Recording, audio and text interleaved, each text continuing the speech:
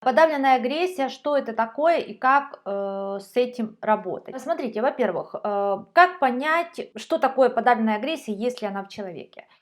Первый момент. Подавленная агрессия – это страх. Вот, или другими словами, страх, тревога – это подавленная агрессия. Что делает страх внутри? Страх рисует картинки, как на меня нападают. По сути, страх – это когда я свою агрессивную часть, которая хочет напасть, захватить, расчленить и так далее, да, вижу в другом. Поэтому послушайте, вот как понять, если у человека подавленная агрессия. Послушать, что он говорит, и посмотреть, что он делает. Например, человек постоянно говорит о том, что да, другая страна хочет на меня напасть. Понятно, что в этом смысле человек видит агрессию в другом. Опять же, это не значит, что в реальности это не так. Реальная реальность отдельно, внутренняя реальность отдельно. Но в любом случае, да, если вот в реальности так происходит, что одна страна нападает на другую, то мы говорим про то, что страна, на которую напали, у нее есть подавленная агрессия в коллективном бессознательном. То есть на уровне страны это тоже есть. И вот в случае, вот, например, войны Украины и России, естественно, что в коллективном бессознательном Украины есть эта подавленная агрессия, раз такая ситуация с нами произошла. И точно так же в жизни человека. Поэтому, опять же, когда вам клиент или кто-то говорит, вот он там что-то замышляет плохое, он хочет у меня что-то отобрать, или она плохо ко мне относится, это не значит, что это только его фантазия, это может вполне себе совпадать с реальностью, но всегда это говорит про то, что агрессия у человека подавлена, и он вот эти агрессивные злые импульсы видит в другом, да, то есть он проецирует, включается механизм психической защиты, проекции. Поэтому можно послушать, о чем говорит человек. Если в рассказах человека много вот этого зла вовне, да, это может быть, опять же, на уровне проецироваться на кого-то конкретно. Вот есть какая-то сотрудница, которая меня ненавидит, которая хочет там мне палки в колеса вставить и так далее, которая завидует и прочее. Может быть, еще раз коллективно, там, на страну куда-то, может быть, вообще на какую-то абстрактную фигуру по типу того, что Бог жестокий, или мир наш жестокий, или еще что-то там жестокое, да, то есть, ну, в любом случае вы видите, да, что у человека агрессия вовне, он так это воспринимает. Это про то, что она у него внутри подавлена. Все, что подавлено, куда мы можем поместить? В других людей, ну, или в какие-то абстрактные фигуры, ну, или в свое тело, да, иногда психосоматика это тоже следствие подавленной агрессии, тогда человек скорее будет переживать болезнь как наказание, что его тело, ну, как будто бы его наказывает, да, вот тело заставляет его страдать, то есть тело как враг в этом смысле, да, вот тогда это про подавленную агрессию, которая внутри тела. Второй момент, посмотрите, что человек делает. Иногда человек бывает так далек от своей агрессии, что он не видит, не осознает ее ни в себе, ни в других. Тогда его, ну, выдают его действия, его поведение. Например, человек часто занимает позицию подчинения. Как это выражается, ну, в коммуникациях с другими людьми. Например, вот у вас есть приятельница, да, и она знает, что вы, ну, сильнее ее, например, в том, что касается одежды.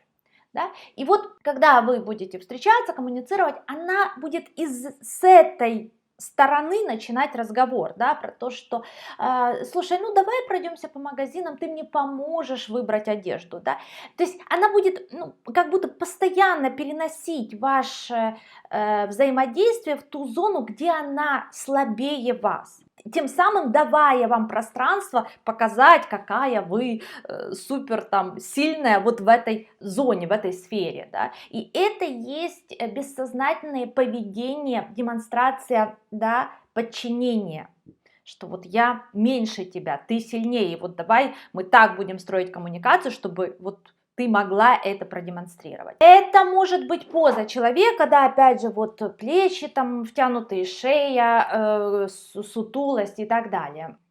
Это может быть, ну, такое бесконечное извинение, когда у человека в одном предложении 20 простите, извините и так далее, да, то есть это вот демонстрация именно поведения.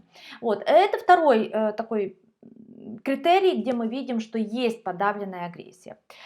Как с этим работать? основная стратегия — это возвращение себе, то есть человек должен сознательно почувствовать внутри себя, что это его агрессия, что он и такой тоже. Хорошо начинать в работе со сновидениями, да, то есть сновидения, когда мы в терапевтическом процессе работаем, интерпретируем сновидения, мы говорим, что все персонажи сновидения — это части психики человека, да. И вот когда человеку снятся эти сны там с маньяками, вот часто у человека, когда подавленная агрессия, это выражается во сне, что преследуют маньяки, нападают, не знаю, бьют, насилуют, что-то такое плохое делают с человеком. И тогда вот мы заходим с этой стороны, и терапевт может предложить клиенту и предлагает, что ну вот ваш сон, да, это вот давайте посмотрим на сон как на то, что все персонажи сна — это части вашей психики. И что, если вы и жертва, и маньяк, который на вас нападает во сне?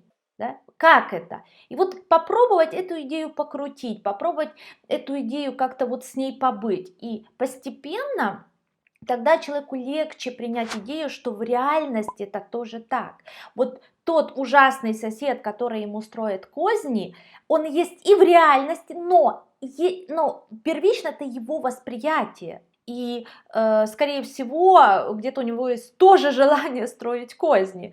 И желание, ну, когда идет интеграция агрессии, это не про то, что я там хочу вот прямо что-то плохое другому делать, но это возвращение себе ну, хороших агрессивных импульсов, таких как защита своей территории, возможность взять свое, возможность ну, отвоевать какое-то свое место под солнцем и так далее, да, то есть она становится ну вот такой вот хорошей силой, можно сказать. Я рекомендую, если вы работаете с клиентами, начинать со сновидений, потому что сновидение — это такая, знаете, территория игры, где человеку легче фантазировать. Потому что если вы скажете клиенту, что слушай, ну вот эта свекровь, которая тебе жизни не дает, да, которую ты как зло воспринимаешь, которая постоянно как будто бы вторгается в тебя, это же твое тоже, да, то есть человеку сложно это принять, потому что там много чувств тяжелых. А вот во сне легче пофантазировать, и постепенно эта идея будет проникать ну, в сознание, да, человека, и